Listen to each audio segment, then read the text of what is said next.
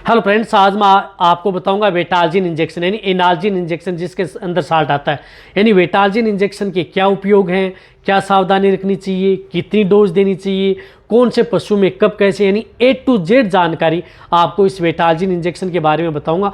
यदि ये इंजेक्शन पशु में क्या क्या काम करता है, यदि आप इस तरीके से यदि इस इंजेक्शन का उपयोग करते हैं तभी आपको बेस्ट रिजल्ट पशु में देखने को मिलता है। वीडियो शॉर्ट में बनाई गई है। बहुत इस तरह कमेंट्स कर रहे थे कि सर वेटाल्जिन इंजेक्शन के बारे में शॉर्ट में बताएं, लेकिन पूरी बताएं। तो आज की वीडियो के अंदर जो इस चैनल पर अभी नए आए हैं, पहली बार जुड़े हैं, तो चैनल को सब्सक्राइब कर लें, साथ में बेल आइकन और वाला ऑप्शन दबाएं। आपको पता है कि चैनल पर सही, सटीक और साइंटिफिक मेथड से आपको जानकारी दी जाती है। देखो, वेटाल्जिन इंजेक्शन आता है, ये इंजेक्शन जिस प्रकार से एनाल्जेसिक का भी काम करता है, एंटीपायरेटिक का भी काम करता है, एंटी इन्फ्लामेटरी का भी काम करता है। यानी आपके पशु में कहीं पर भी दर्द, सूजन, बुखार हो गई है तो आप इस इंजेक्शन का उपयोग अपने पशु में कर सकते हैं। इसी तरह से ये इंजेक्शन यदि पशु में बुखार हो गई, जुकाम हो गई तो आप प्रयोग कर सकते हैं, या टेम्परेचर बढ़ा हुआ है तो आप इस इंजेक्शन का उपयोग कर सकते हैं। इसी तरह से ये इंजेक्शन कहीं पर पशु में चोट लग गई, गिर गया, सूजन आ गई, स्वेलिंग आ गई तो भी आप इस इंजेक्शन का उपयोग कर सकते हैं।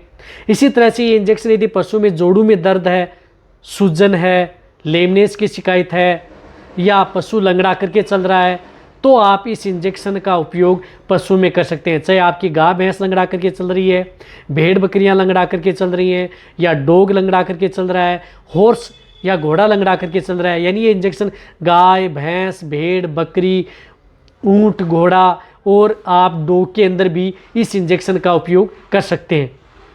इसी तरह से इस इंजेक्शन का उपयोग यदि पशु में जिस प्रकार से डायरिया, दस्त, उसकी वजह से ऐंठन आ रही है, पेट दर्द की शिकायत है, तो पेट दर्द के अंदर भी इस इंजेक्शन का उपयोग बहुत अच्छा रिजल्ट है। यानी कोलिक के अंदर आप इस इंजेक्शन का उपयोग पशु में करवा सकते हैं। इसी तरह से यदि पशु में नर्वाइकल डिजीज़ हो गई जिसकी वजह से पशु में उड़ने बैठने में दिक्कत है, चलने में दिक्कत आ रही है, तो आप इस इंजेक्शन का उपयोग, जो नर्वाइकल इंजेक्शन यदि आप प्रयोग कर रहे हैं तो उन इंजेक्शनों के साथ आप सपोर्ट थेरेपी के तौर पर ये इंजेक्शन उपयोग कर सकते हैं।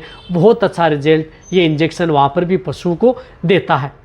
इसी तरह से इस इंजेक्शन का उपयोग यदि पशुओं में कई इस तरह की जो दिक्कतें हैं वहाँ पर आप इस इंजेक्शन का उपयोग, कौन सी दिक्कतें, जिस तरह से नर्वाइकल, आर्थराइटिस और अदर लेमनेस, इसी तरह से पशुओं के अंदर जिस प्रकार उड़ने बैठने में दिक्कत जो मैंने बताई है, इन सभी में प्रयोग आप अपने पशु में आसानी से करवा सकते हैं। कोलिक का भी ये बहुत अच्छा इंजेक्शन है। तो इस इंजेक्शन की डोज क्या होती है? इस इंजेक्शन की डोज यदि आप गाय भैंस में यदि उपयोग कराना चाहते हैं तो ये injection 1 ml 15 kg body weight, यानी 1 ml आप गाय भैंस भेड़ बकरियों में 15 kg बॉडी वेट है तो आप इस इंजेक्शन का उपयोग करा सकते हैं।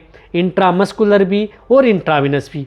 जिस तरह से गाय भैंस के अंदर इस इंजेक्शन का उपयोग जैसे बड़ी हैं तो 20 ml से लेकर के 30 ml इंट्रामस्कुलर, इंट्राविनस। इसी तरह से भेड़ बकरियों के अंदर भी इस इंजेक्शन का उपयोग 2 से 4 ml या 5 ml तक भी ये इंजेक्शन किया जाता है।